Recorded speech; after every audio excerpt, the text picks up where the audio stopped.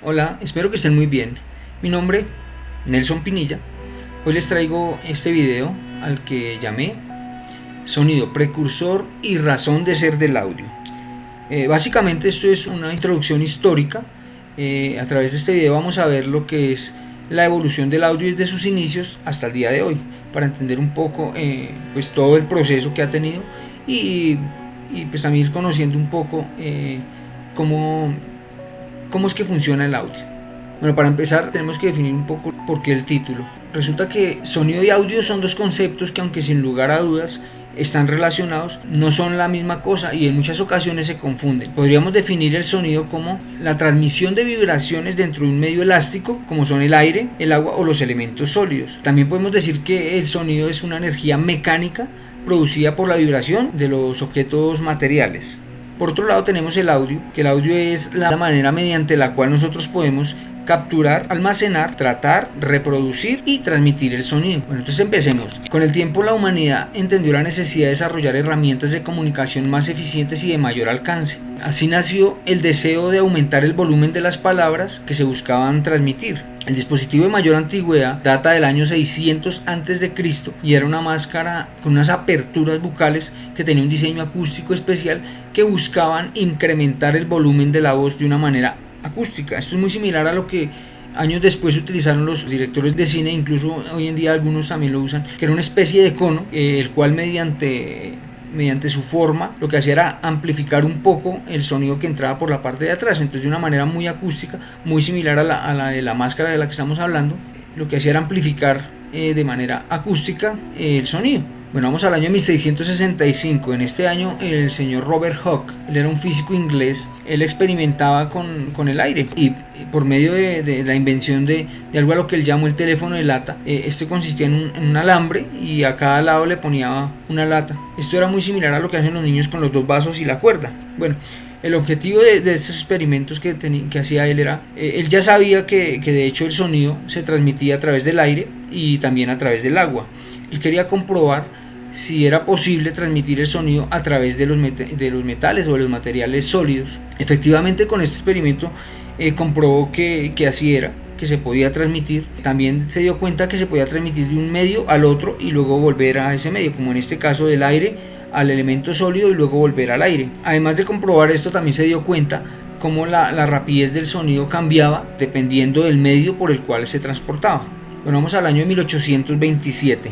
En este año el señor Charles Weston, él era un científico y un inventor británico. Él por primera vez en la historia, en 1827, menciona la palabra micrófono para hacer alusión a un dispositivo acústico que estaba diseñado para amplificar los sonidos débiles. Bueno, ya empezamos aquí al primer aparato inventado con fines de audio. Esto fue una invención del francés Leon Scott, lo patentó el 25 de marzo de 1857. Este podía transcribir sonido a un medio visible, pero no tenía un modo de ser reproducido después. Ya hablaremos de esto. El aparato consistía en un cono, el cual recogía las ondas sonoras hacia una membrana a la que estaba atada una aguja. Cuando llegaba el sonido, esta vibraba y se movía, y el sonido podía grabarse en un medio visible. El fonoautógrafo era considerado como una curiosidad de laboratorio para el estudio de la acústica. Era usado para determinar la frecuencia de un tono musical y para estudiar el sonido y el habla. Y no se entendió hasta después del desarrollo del fonógrafo que la onda grabada era de hecho una grabación de sonido, solo hacía falta un medio para reproducirlo y para poder escucharlo. Así pasó por casi 200 años, porque en el año 2008 un equipo logró tener acceso a las grabaciones del fonautógrafo de Leon Scott, que estaban guardadas en la oficina de patentes de la Academia Francesa de Ciencias. Ellos escanearon este papel con un sofisticado programa de ordenador, el cual fue desarrollado unos años antes por la Biblioteca del Congreso de los Estados Unidos. Las ondas de este papel fueron traducidas por un ordenador y sus sonidos convertidos en audio. Entonces es algo pues sorprendente después de tanto tiempo poder escuchar un registro de hace tanto tiempo. El registro son unos 10 segundos más o menos de audio que se puede encontrar ahí en YouTube. Aquí en YouTube lo encuentran y para el que quiera escucharlo, pues ahí está. Ahora vamos a ver un poco más detallado el funcionamiento del fonautógrafo. Bueno, como ya les dije, este cono era el encargado de coger la señal del sonido o las ondas y comprimirlas un poco, dada su forma, para entregarlas a la parte de atrás a una membrana, la cual llevaba una aguja que entraba en contacto directo con este cilindro. Este cilindro lo que hacían era que lo ahumaban en esta parte, así la aguja iba retirando el tizne, iba dejando un registro visual de lo que era el audio. Como les dije, ya esto lo usaron para experimentar un poco y mirar cómo lucía una frecuencia o cómo lucía la voz, o bueno, en fin, hicieron muchos experimentos con este aparato. Ya luego decidieron que era mejor poder guardar estos registros y no borrarlo y volver y tiznarlo y volver a hacerlo, no, poder guardar un registro de lo que allí se hacía. Entonces crearon unos papelitos a los cuales los tiznaban y los pegaban en esta superficie para que en el papel quedara registrado el audio. Bueno, aquí hay que analizar una cosa, y es que este eje central es un tornillo. Estos soportes en los que va agarrado, uno a cada lado, era una tuerca. Entonces cuando se le realizaba el giro a esta manivela, además de darle giro al cilindro, también hacía que se moviera horizontalmente. Al ser esto un tornillo, entonces era como que enroscaban o desenroscaban el tornillo. Eso hacía que el cilindro se fuera moviendo de manera horizontal también. Esto creaba un registro de manera de una espiral helicoidal.